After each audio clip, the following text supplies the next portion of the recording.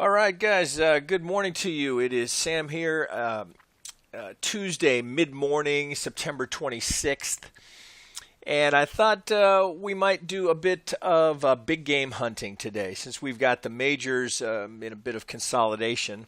And we're looking for more clarity on where those are going next. I thought we'd see if we could find some trades, some longer term plays that had some just huge upside potential.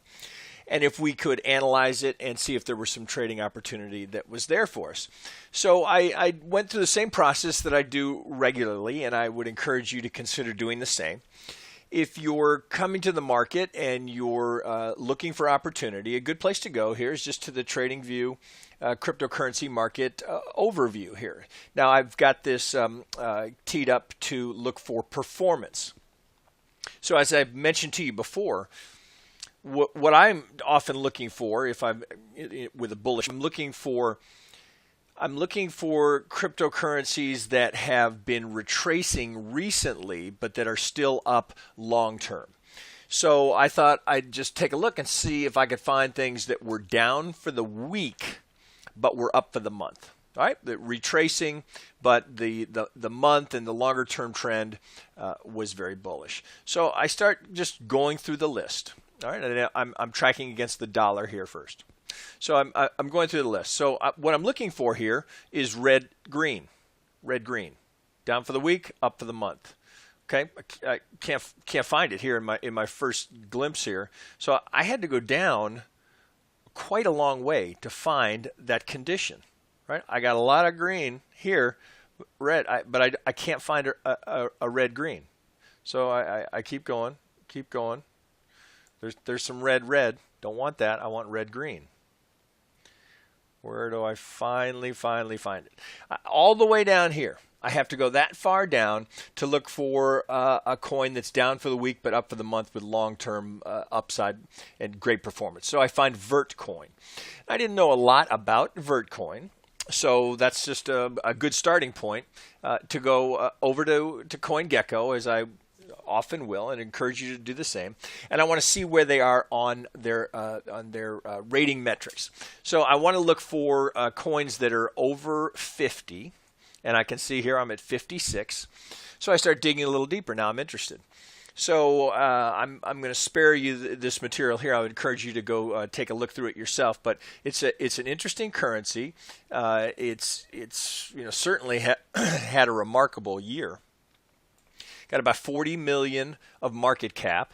So this is no small crypto. It's a player. It's a player. A lot of activity amongst the development community. Huge Twitter following. This is a coin that's active, and Google Trends are on the rise. So this is something to take a closer look at. So I'm going to go back here to my list. Sorry. Click on it and see. Dig a little bit deeper into it. Let's look at it against Bitcoin and the dollar. So if I just look here on my overview, with of course with their ranking system, it's buy. But let's look at the performance here. Well, against the dollar, right, we're down 20% for the week, but for the month, 16, 3, 6 year to date, and look at the performance here is just remarkable. And same with Bitcoin. Now, keep in mind, it's often going to be, Bitcoin will almost always be a smaller percentage than the dollar because of Bitcoin's strength, right? So you see this difference, and you immediately think, oh, I want to go look at it against the dollar. And we're going to look at it against both, and I would encourage you to do the same. But understand the reason that performance year to date is so much significantly greater against the dollar than Bitcoin. That's because of Bitcoin's strength. So anyway, I'm just trying to make the point that whenever you're trading any crypto here, you're always spreading it against something. So you want to spread it against the dollar or against Bitcoin. Well, let's look at the two of them. Let's look at both of them. So I have here Bitcoin on the left, both against Bittrex. Sorry, guys. All right, let's see if I can speak a little more clearly. Okay, so here's let's look at it against Bitcoin first. Now I've got some wave labeling on here, and we look at this and say, wow, there's a lot of volatility here, and we can look at this and see, well, we had some sort of impulsive movement here, right? Whether 1, 2, 3, 4, 5. My guess is that as you often see in crypto, that these were extreme wicks here, and that what you likely have here is a truncated fifth, a failed fifth, as we get 1, 2, 3, 4, comes up, can't make the new high, and then we start what we can see is a pretty clear three wave. There's the A, the big A, which subdivides into 5. Up for the B, we come down for the C. So then we start again. And so you look at that and you say, wow, there's a lot of range here. So if I'm bullish, where's my upside potential? Well, that's why really you always have to look at this in context of where it's been. So we're looking here, and if I were just to look at this 4 hour, and I say, oh, okay, well, maybe I've got a 1, 2, 3, 4, 5 that would put the market up here. If we're going to maintain typical fib relationships, we'd be coming back up to challenge that high. Well, let's just humor me. Let's put a line on that high, saying, okay, that's a target for this move. Now let's go look at this on a larger time frame. Let's look at this against the dollar, and let's look at it to where it's been.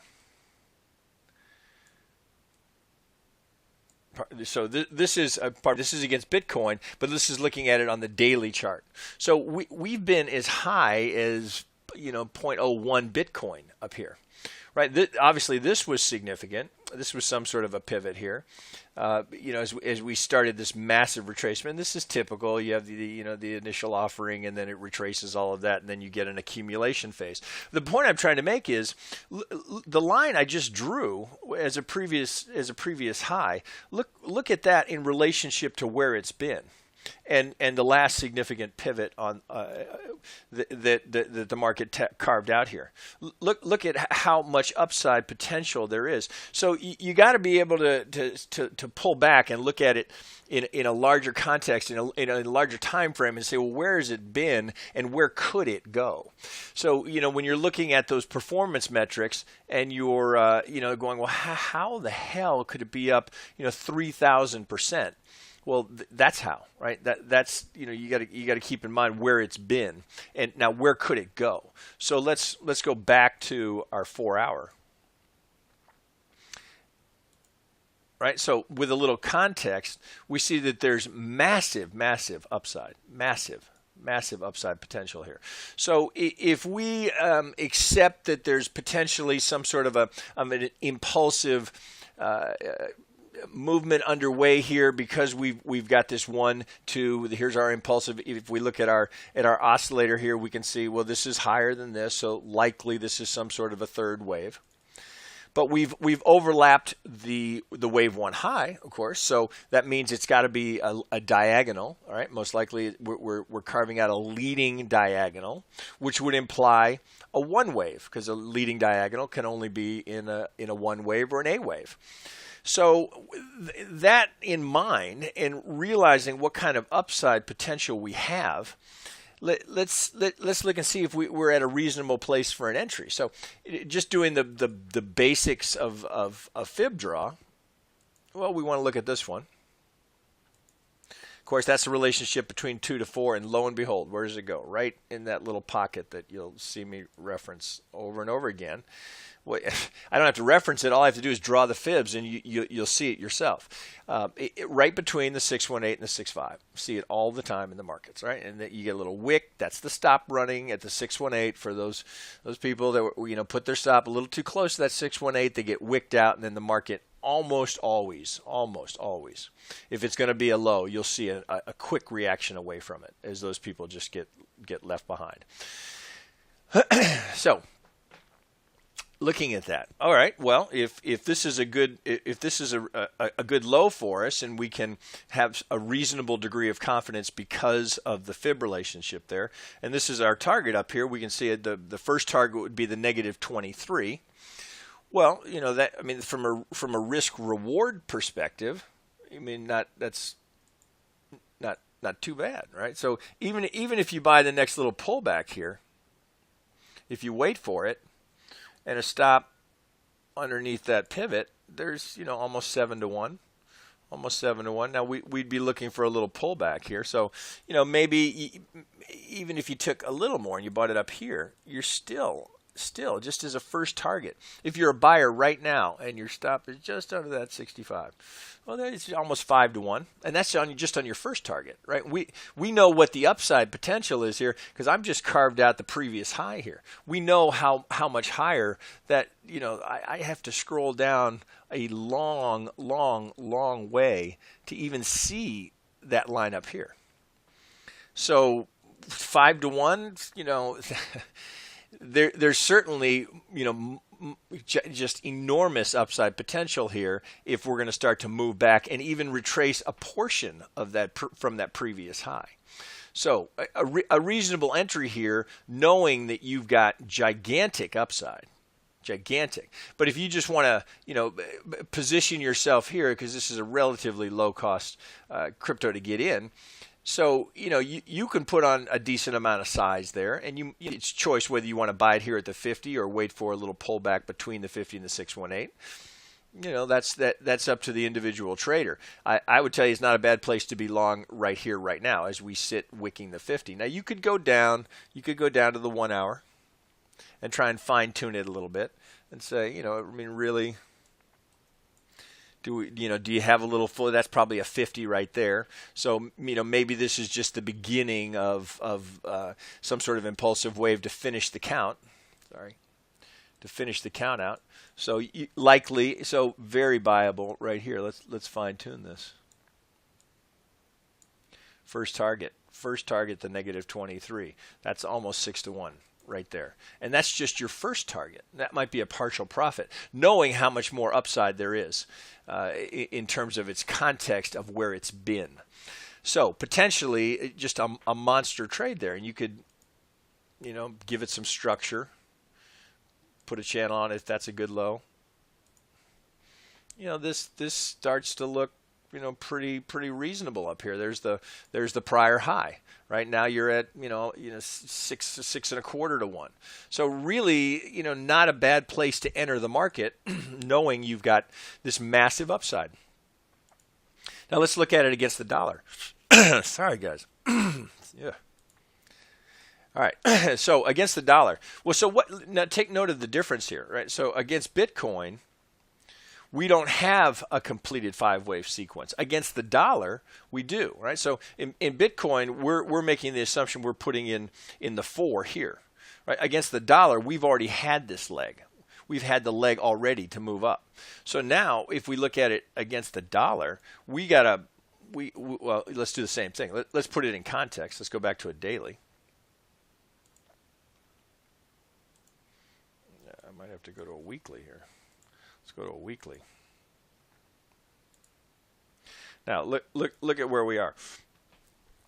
So we've been as high as about $7.18. $7.18. We're sitting roughly at $1.04 right now. So is the upside there? I mean, even if we retraced 50% of that, right? That's just a 50% of it puts it at a little over 350, right? Just the basics of a retracement of that, even just as a reasonable target. Could we retrace half of that? And if so, where does that put some of our upside? Well, it's a long way up here from where we are right now. So just even getting to $2 or $3, right, is just enormous percentage increase on your investment. Let's go back to the daily. So if we look on the daily, well, we've had some sort of an impulsive move up here, which I have currently labeled as the 1 wave. Sorry. It's currently labeled as our 1 wave. We get a nice A, B, C come down for the 2, and then we've had some sort of a impulsive move. But because we've had this deep overlap of the 1, this can only be a leading diagonal. Right? We've got the 5 wave. We hold within the wave 2 low. We hold that, so we get a 5. We get a 5-wave sequence. I got an alarm on this. We get a 5-wave sequence. But because it's of the overlap of the one wave, this has to be a leading diagonal, which means it has to be a one wave. So if that's the case, then we've just put in a 1, 2, and we've now put in the one wave of this much larger third wave, which would imply that we've got to count it this way. There's the 1. We come down for the 2, 3, 4, 5. Let me put the wave on it so you can see it. Okay, so that's our potentially. Let's I'm gonna leave it there. Let's draw the fib up to that high. Well, lo and behold, we've come right to the 50, right to the 50 and wick. Now, you could say, okay, sure, there was a trade there, and you've already had a reaction off of it. What do I not like about that there? And the reason I have this alarm on this, it's the length of time. It's the proportion in time that makes me suspicious of this as an absolute low. So I'm going to take these up higher. So if we look at, let's use this little tool they've got here. If we look at the date range, so if we look at the length of this wave, assuming that's completed, that's 73 days. Now if we do the same thing here and we go from this, now that's 4 days, right? So the time relationship, it's not enough time has passed here for me to have a high degree of confidence in this as a too low, right? The proportion is just not right, So this is absolutely one I want to be watching, but I think we're more likely to carve out a cleaner ABC that we can define on a smaller time frame, and perhaps we are going to put in a slightly deeper retracement here to complete the two wave. So if I take it to a 4 hour, and this is, let me take this off. Something you have to deal with pretty much every charting package when you change time frames. Okay, so if I reset that, well, now I'm looking for some sort of an A, B, C with a little more clarity. So I would want to see this.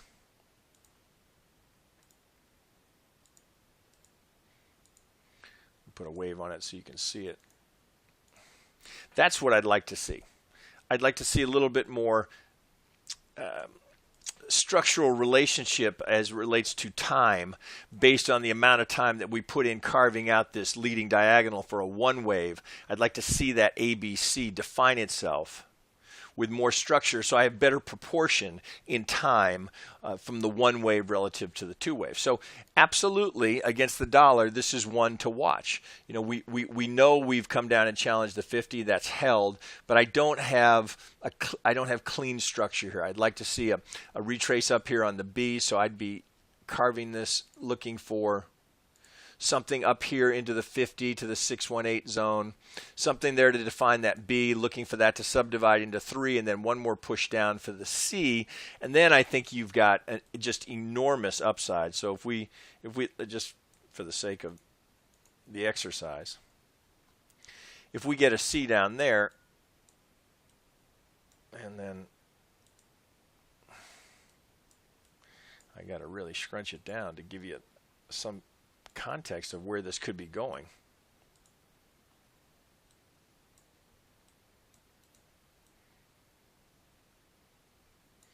Now we look at this and say, okay, well, if that's my 1, 2, and now I put in a 1, 2 of what potentially could be my 1, 2, 3, 4, 5 up to complete this third here relative to this 1, 2.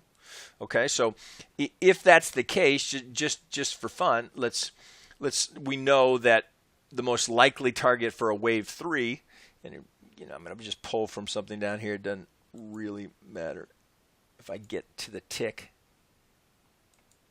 Okay, so somewhere down here. So we know that the relationship of wave 1 from the low of wave 2 often puts us between 161, that's the most common destination for the third wave, between 161.8 and 175 for the third wave, right, relative to this second wave. So how are we going to get there? Well, this is not our three. This is not our three. We've just barely done 100% of the one wave. So most likely, because we have this leading diagonal, that tells us that the likelihood is that we've got a one wave in, and now we're going to carve out a second wave in some sort of corrective three-wave fashion. And I'd like to see it come down. Here's our wave one high, that it was lining up right with the 618. So I'd like to see this come down, at least re-challenge the 50. Ideally, we get into this little window down here, and that would be a target. That would be a target, right? That's potentially a loading zone for this against the dollar, knowing that you put this in context, that's to be looking to be a buyer at around 80 cents, and our wild upside target here is 250. Right, so when you put these numbers into context and dollars and cents or Bitcoin, you start to see, man, there is just enormous upside potential here, and because it's easy to get lost into, if we go down to an hourly chart and you lose context of where this could be going, where could we be going? So always refer to the dailies, particularly with crypto, because there's often that, just as you saw here, there's a huge spike off of the initial coin offering, and then a deep retracement, and then a long period of accumulation as the coin is trying to establish itself in the market and get some traction. So these are trades too that I would really make a point to follow and put some alarms on them. So reasonable places to put an alarm, right? As I showed you earlier, I'd want to know when I got up to this zone here. I'd want to alarm this and see what happens there. I want to see what happens. Do I get one more pull down? Now here's where you load up. That's the load up. That's big game hunting right there. If we can get this kind of structure to unfold for us and come down into this pocket, that's a loaded up kind of a trade right there. Knowing that a wildly successful trade puts it from 80 to 250. Right? So you can really be aggressive on that kind of trade. So of the two, I think the opportunity right now is a better trade in Bitcoin. Look how much I have to bring this down to put it in context. So I think the trade here now is in Bitcoin, right? You could buy it right now, looking for that first target here up at the negative 23. Assuming we stay in the channel with a reasonably tight stop, right? So you've got the 6.2 to 1 as a first target. First target, right? And you can play with this based on how much risk you want to accept in the market. Right? You could buy it right now. Buy it right now. There's your target. All right, so that's just a good example of how to look for trades with huge upside potential, and all you're looking to do is get yourself positioned with a very small amount of risk. Can you get positioned for that big run? And that's where that's where your trading discipline comes into place. Where if this thing starts to move, you want to realize what the upside potential is before your natural instinct to grab some profit while you've got it kicks in. Partial profit. You want to let some of that position, potentially head towards some of those upside targets, right? So, do you want to let it run here? No, I would say if you get to that first target, you definitely would want to pocket some returns there. Take some profit. But you want to realize that likely you get some sort of retracement. So either you can take it there, let this come down, re-enter the market, or you take it there knowing that you're likely to get some profit taking, some retracement. Algos will take profit there, knowing that you're going to have some retracement and letting some of this run. And perhaps you look to reload here.